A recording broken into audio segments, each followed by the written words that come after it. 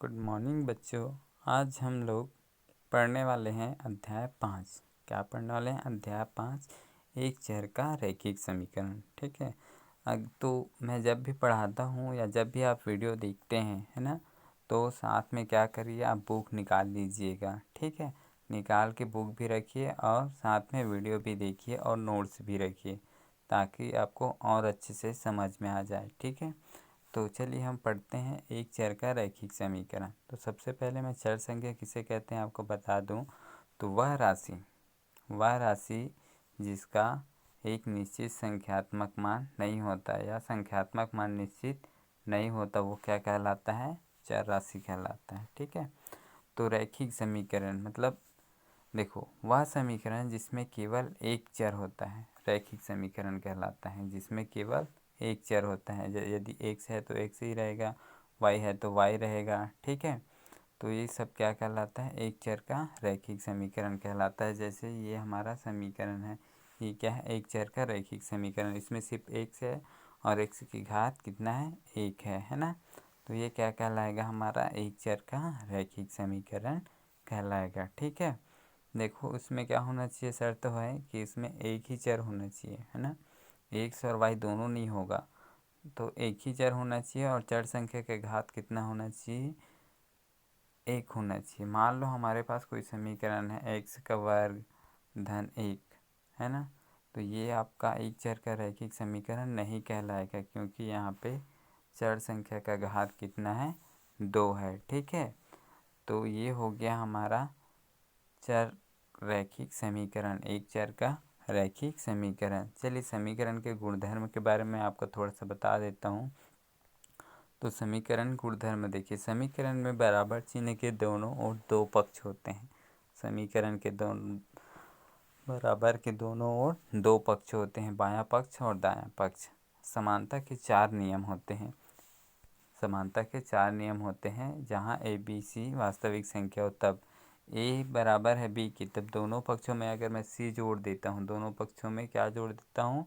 सी, तो समीकरण में कोई प्रभाव नहीं पड़ने वाला है ना, क्योंकि समान जोड़ने पर योगफल बराबर रहता है। यदि ए बराबर बी है तो मैं दोनों पक्षों में ऋण सी घटा दूँ तो भी क्या होगा? बराबर। वैसे गुणा करने पर, भाग करने पर भी बराबर होगा। सिर्फ शर्त इतना होना चाहिए कि क्या होगा? सी बराबर 0 नहीं होता। अगर भाग कर रहे हैं तो सी बराबर 0 के बराबर नहीं होना चाहिए। ठीक है, तो ये समीकरण के गुणधर्म है, इसको आप लोग पढ़ लेना। ठीक है, तो समझ में आ गया होगा। देखो समीकरण में क्या होता है? एक समता का प्रतीक होता है बराबर।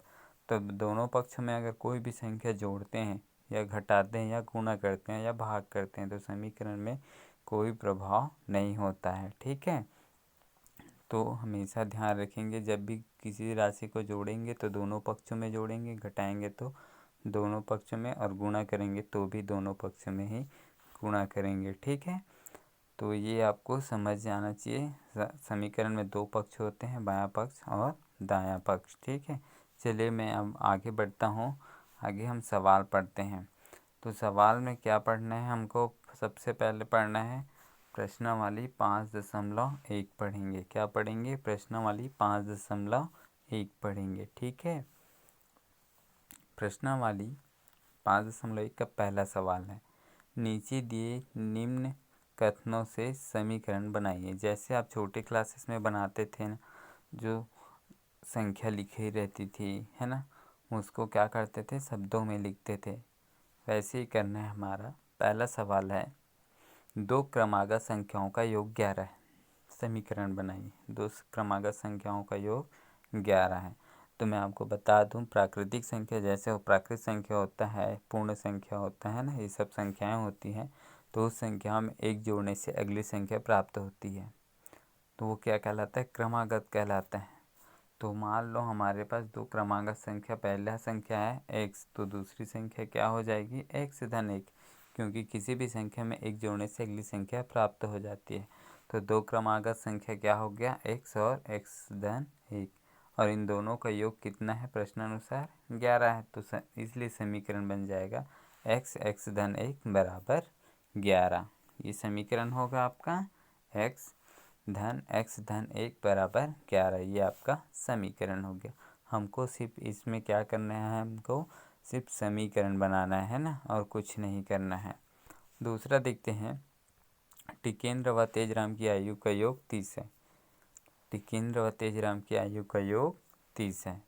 तो देखिए, माना तेजराम की आयु x, तब टिकेंद्र आयु उनके 2 गुना है ना, जबकि टिकेंद्र की आयु तेजराम की आयु की 2 गुनी है। तो माना तेजराम की आयु x, तब टिकेंद्र की आयु 2x। तो प्रश्न अनुसार समीकरण बनेगा, दोनों का योग कितना है 30। तो x धन 2x बराबर 30 है ना, ये समीकरण बन गया। ठीक है, ध्यान से देखते रहिए, क्योंकि देखो 2 समीकरण पढ़ लिए, 1 और 2, और दोनों में चर संख्या का घात 1 है ना। तीसरा देखते हैं, एक त्रिभुज की एक भुजा दूसरी भुजा की दुगुनी है। पहली जो भुजा है वो दूसरी भुजा की दुगुनी है और तीसरी भुजा के बराबर है ना। तो भुजाओं का योग 40 है। भुजाओं का योग कितना है 40 है। तो माना दूसरी भुजा x है, तो दूसरी का दुगुना पहली भुजा है और पहली भुजा तीसरी भुजा के बराबर है। तो माना दूसरी भुजा x, तो पहली भुजा क्या हो जाएगा तीसरी भुजा, पहली भुजा और तीसरी भुजा कितना हो जाएगा 2x हो जाएगा। तो प्रश्नानुसार 2x धन 2x धन 1 बराबर कितना हो जाएगा, ये कितना हो जाएगा 40 हो जाएगा। ठीक है, देखो पहली भुजा और दूसरी भुजा पहली भुजा और तीसरी भुजा बराबर है, 2x 2x, और दूसरी भुजा क्या है x है ना। दूसरी भुजा क्या है x, और ये पहली और तीसरी भुजा है ना। तो ये आपका समीकरण बन गया है ना। तो ये पहला दूसरा तीसरा मैं बता दिए। आगे चौथा देखते हैं, एक आयत की लंबाई उसकी चौड़ाई से 3 अधिक है। जो लंबाई है वो चौड़ाई से 3 अधिक है, इसलिए चौड़ाई को x मान लेते हैं। माना आयत की चौड़ाई क्या है x, माना आयत की चौड़ाई कितना है x है, तब लंबाई कितनी हो जाएगी x धन 3 हो जाएगी। ठीक है, लंबाई कितनी हो जाएगी x धन 3 हो जाएगी है ना। तो परिमाप बराबर क्या होता है, 2 लंबाई धन चौड़ाई बराबर परिमाप है ना। 2 गुणित लंबाई और चौड़ाई को जोड़ देंगे और 2 से गुणा करेंगे तो परिमाप निकलता है। तो मान रख दिए, लंबाई बराबर x धन 3 और चौड़ाई बराबर x है ना 2 बराबर परिमाप कितना दिया है 15। तो ये आपका समीकरण बन गया, 2x धन 3 धन x बराबर 15। ये आपका समीकरण बन गया। ठीक है, पांचवा देखते हैं हम। पांचवा क्या है, रमेश दिनेश व सतीश के पास, रमेश दिनेश और सतीश के पास कितने रुपए हैं। रमेश दिनेश और सतीश के पास है 2:3:2:3:4 के अनुपात में पेंसिल है। यदि पेंसिल की कुल संख्या 18 है तब समीकरण बनाइए। देखो रमेश व सतीश के पास, रमेश दिनेश व सतीश के पास 2:3:4 के अनुपात में पेंसिल है। यदि पेंसिलों की कुल संख्या 18 है तब समीकरण बनाइए। मान लेते हैं माना रमेश के पास 2x, दिनेश के पास 3x तथा सतीश के पास 4x पेंसिल है, x के रूप में ले लिए है ना।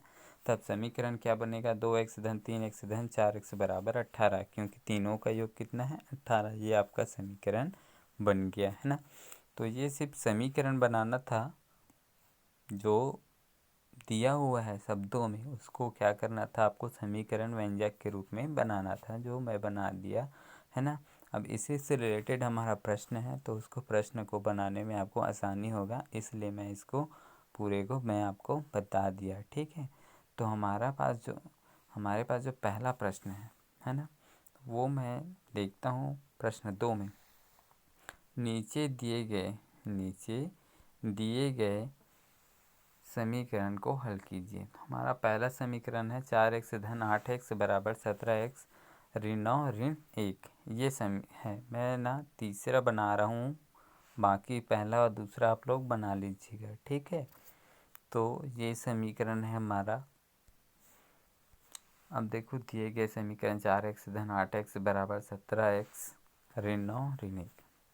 तो 4x 8x 17x को भी इधर ले आए तो ऋण 17x पक्षांतर किए, इधर धन था और इधर आया क्या हो गया वो ऋण हो गया। फिर ये ऋण 10, फिर 17 में 8 घटाए तो कितना बचा 9, और 9 में 4x से घटाए तो कितना बचा ऋण 5x और ऋण 10। फिर क्या किए, दोनों देखो 5 को इधर ले आए तो ये भी गुणा है x के साथ, है ना, इधर आए तो बटे हो गया। ठीक है, तो ऋण 10 बटे ऋण 5, ऋण को पहले कटा दीजिए, ऊपर नीचे में क्या करना है, ऋण से गुणा करेंगे तो ऋण धन हो जाएगा। ठीक है, तो हमारे पास कितना आ गया 10/5 आ गया। कितना आ गया हमारे पास 10/5 आ गया। ठीक है, तो भाग देंगे तो कितना होगा 2, 1 से बराबर कितना हो जाएगा 2 हो जाएगा। ठीक है, तो कुछ नहीं करना है, सिर्फ इसमें पक्षांतर करके हल करना है, जैसे बीजीय व्यंजक को हल करते हैं वैसे ही साधारण सा है इसमें। दूसरा देख लेते हैं, ऋण 2 x-4 बराबर 8x। तो ऋण 2 x-4 बराबर 8x, तो ऋण 2 x-4 कोष्ठक खोलिए ऋण 8x, 8x को भीतर ले आए तो 8x में 1 से घटाएं तो ऋण 7x, और 4 में 2 घटाएं तो 2 बराबर 0। फिर 2 को इधर ले आए तो दोनों पक्षों में ऋण हो गया, तो ऋण को देखो, अब 2 को इधर ले आए तो क्या हो जाएगा, पहले गुणा था, है ना, गुणा था, अब इधर आए तो क्या हो गया, वो भाग हो गया। ठीक है, तो ऋण 2 बटे ऋण 7, है ना, दोनों अंश और हर में ऋण से गुणा कर देंगे तो क्या हो जाएगा 2/7। तो ऐसे करके आपको सिर्फ मान निकालना है x का, है ना, बहुत साधारण सा है, तो इसको बना लीजिएगा। अगर नहीं बनता है एक आध सवाल तो आप पूछ सकते हैं। ठीक है, धन्यवाद।